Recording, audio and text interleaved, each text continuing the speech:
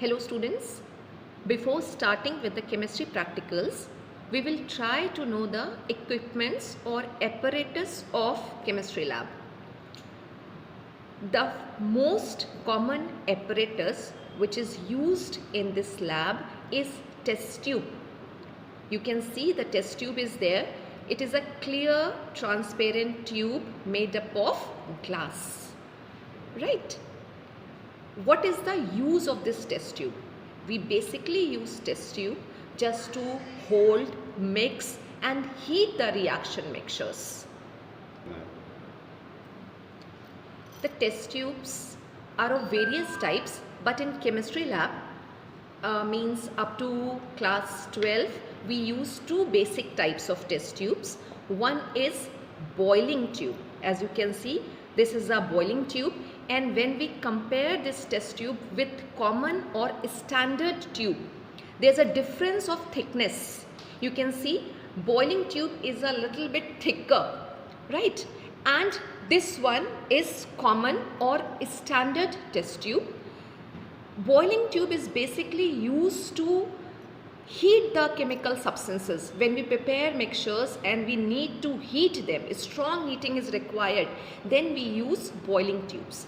The boiling tubes generally made up of borosilicate glass. We should use the test tubes or boiling tubes made up of borosilicate glass, and in the market you will get under the brand name Borosil. Basically, borosilicates are heat resistant. They are resistant towards thermal shocks.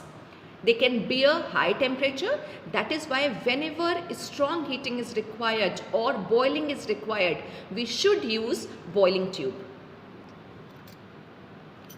And this tube is called common tube or standard tube.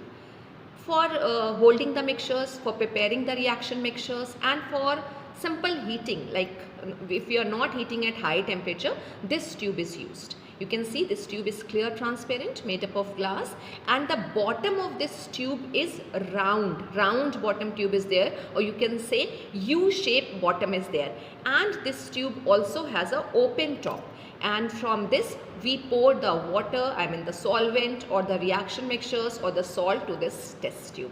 So test tubes are of two types which we use up to +2 level, boiling tubes and common tubes. So these two tubes are there, you can see.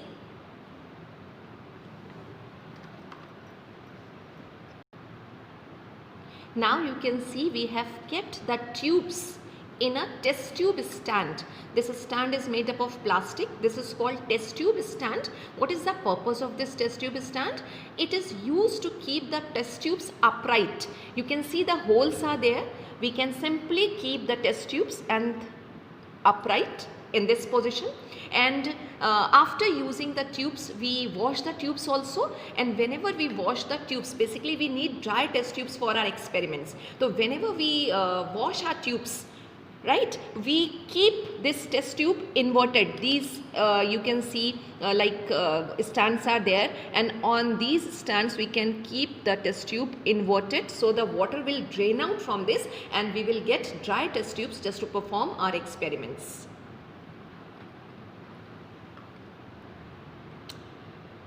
To hold test tube during the heating or mixing the reagents, we use test tube holder. You can see test tube holder is there. How we use test tube holder? Just see carefully. We take a test tube,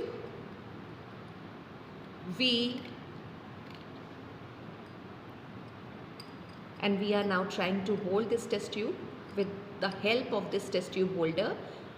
A clip is there, उसको हम थोड़ा tight करेंगे और test tube को हम अच्छे से hold कर लेंगे, और हम चेक भी कर लेंगे कि कहीं टेस्ट ट्यूब इसमें से गिर तो नहीं रही है.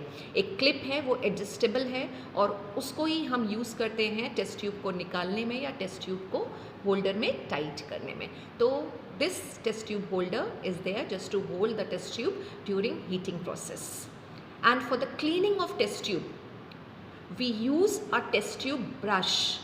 With the help of test tube brush, you can clean your test tube. If the test tube got stains during the process of experiment, we can use some detergent. We can use this tiny brush which is called test tube brush just to clean the test tubes. So we have test tubes now, we have test tube holder, and the test tube brush is there to clean the test tubes. Another equipment or apparatus is there which is used to add salt or compound to test tube, and the name of this apparatus is spatula. You can see this spatula has a flat end.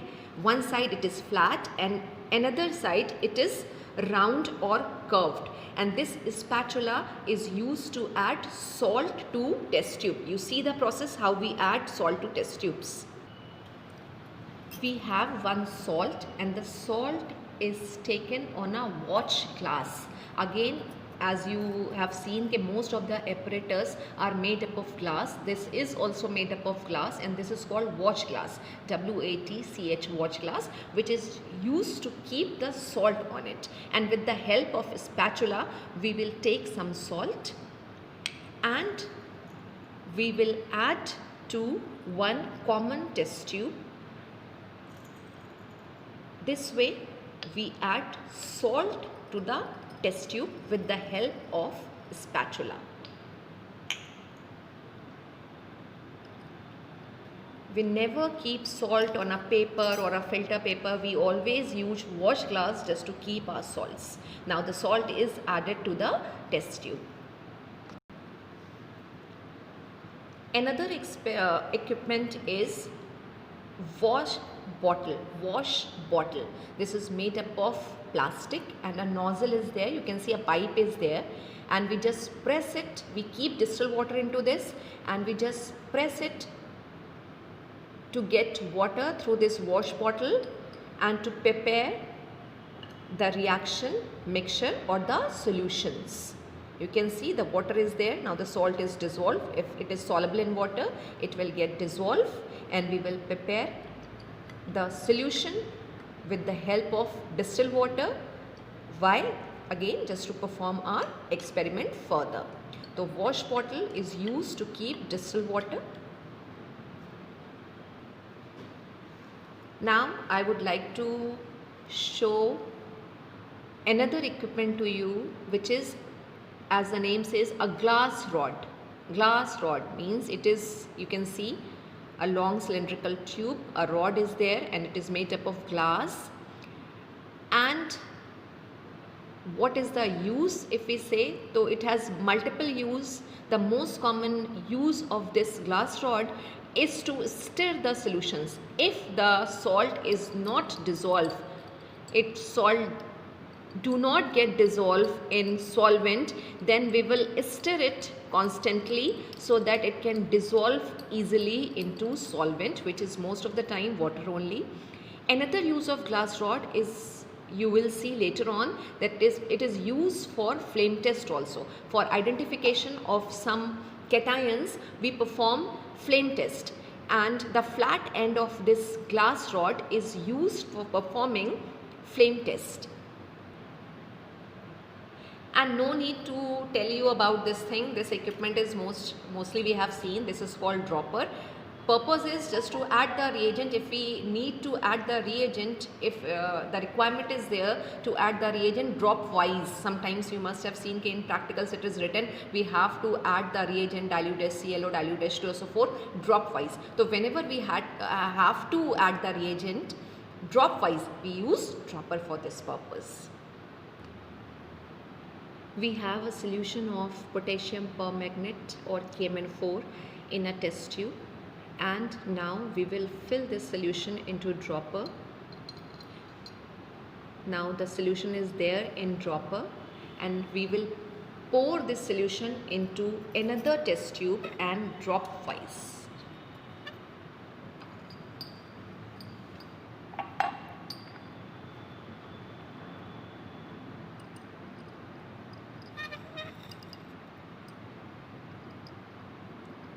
This is the way we add reagents drop wise to solutions or into test tubes.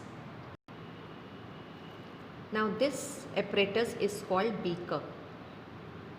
Beaker made up of glass and the marking is there. आप देख सकते हो कि marking आ रही है यहाँ पे. Capacity अगर पूछा जाए तो capacity is mention on the beaker. This beaker is of 250 ml. इसकी कैपेसिटी है 250 ml.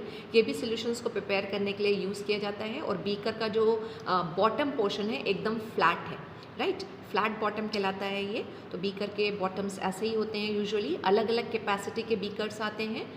400 ml का भी बीकर होता है, 100 ml का बीकर भी है और 250 ml का भी बीकर है. तो आपको अगर इसमें अपने सॉल्यूशंस प्रिपेयर करने हैं, आपको अगर एक नोन अमाउंट का सॉल्यूशन बनाना है तो आप इस बीकर की हेल्प से बना सकते हो. हर बीकर पे आपको ज़रूर मिलेगा कि उसकी कैपेसिटी मेंशन होगी. यू कैन सी ये बीकर पे 250 ml लिखा हुआ है. It means the capacity is 250 ml. For heating, heat energy is required. So we use burner in labs.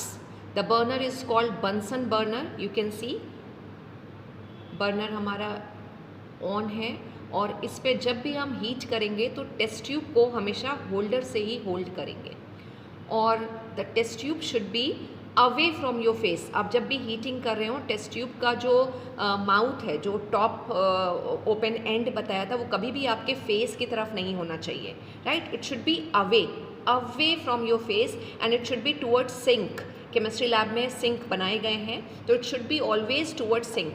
Purpose is कि अगर कभी आप बॉइलिंग कर रहे हैं, रिएक्शन मिक्सचर बम्प कर जाते हैं, उछलते हैं, तो उस कंडीशन में क्या होगा कि जो भी सोल्यूशन है वो आपके फेस पे नहीं आएगा, आपके कपड़ों पर नहीं आएगा, आप सेफ रहोगे और वो जाके डायरेक्टली किस में गिरेगा, सिंक पे. तो हीटिंग करने में हमेशा ध्यान रखिएगा कि जब भी आप टेस्ट ट्यूब को होल्ड करें तो ये आपके फेस की तरफ नहीं होना चाहिए. इसका डायरेक्शन किधर होना चाहिए, जो इसका ओपन एंड है उसका डायरेक्शन हमेशा सिंक की तरफ होना चाहिए. Sometimes during the experiment we need to separate the precipitate from filtrate. For this purpose we prepare filtration unit. So watch carefully how we prepare filtration unit. The filter paper is there. We fold filter paper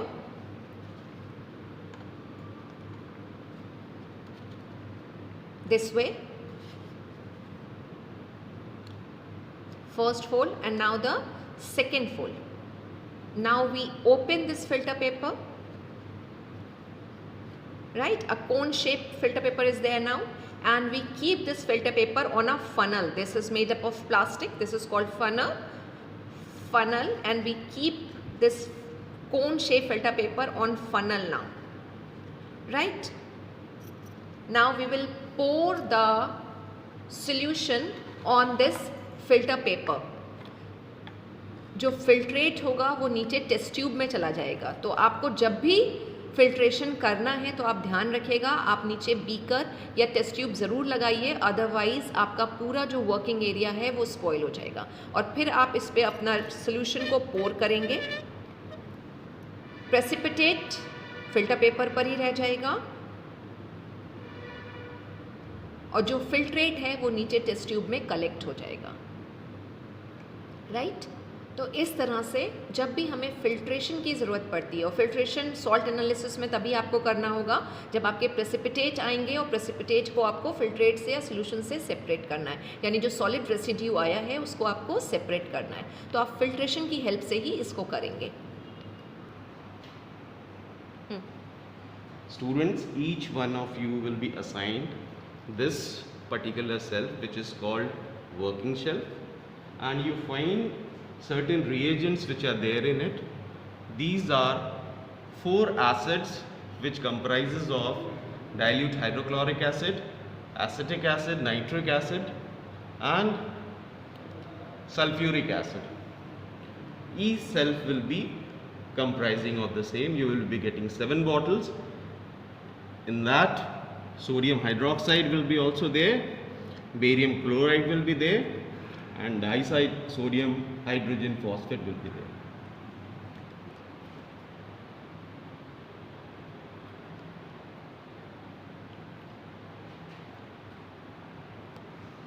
And students, you will be getting a common shelf which will be comprising of various reagents which will come to your use in your day-to-day working. You will be requiring different reagents in different salt analysis. So these are the same. Vis-a-vis potassium chromate is there, ammonium oxalate is there, potassium ferrocyanide is there. So these are the reagents which you will be requiring off and on. There will be a tray which will be comprising of 3 concentrated acids, just because of the reason to keep you safe. Concentrated sulfuric acid in 1 bottle, your concentrated hydrochloric acid and concentrated nitric acid which will be there in it. So as to avoid any mishappening in the lab, it has been kept in a tray, and you will be getting certain solid reagents as well. Say for example ammonium chloride, manganese dioxide, sodium bisulfite, then your copper churning. You will be requiring all these solid reagents. Students, this is the KIPS apparatus which I primarily use in manufacturing of hydrogen sulfide gas. You will be, this KIPS apparatus comprises of 3 chambers in which I use concentrated sulfuric acid and water, and there is an iron sulfide, ferrous sulfide, which is used to manufacture hydrogen sulfide gas, which you will be requiring in your various reactions. During salt analysis, students, we require to pass H2S in various reaction in which the solution is there in the test tube, and you need to put the nozzle inside that solution, and you need to open up the nozzle in this way. This was horizontal, you put it in a vertical way, and this is how you pass the same. H2S is released into it, and we get the desired results out after passing through the hydrogen sulfide. While we pass H2S, we get different colored precipitates in different reactions. This is how we can pass the same. We will be getting a precipitate out of it, and after passing the H2S, we need to close the knob in this way. This is in a horizontal position, and this is how we can stop the passing of H2S in it.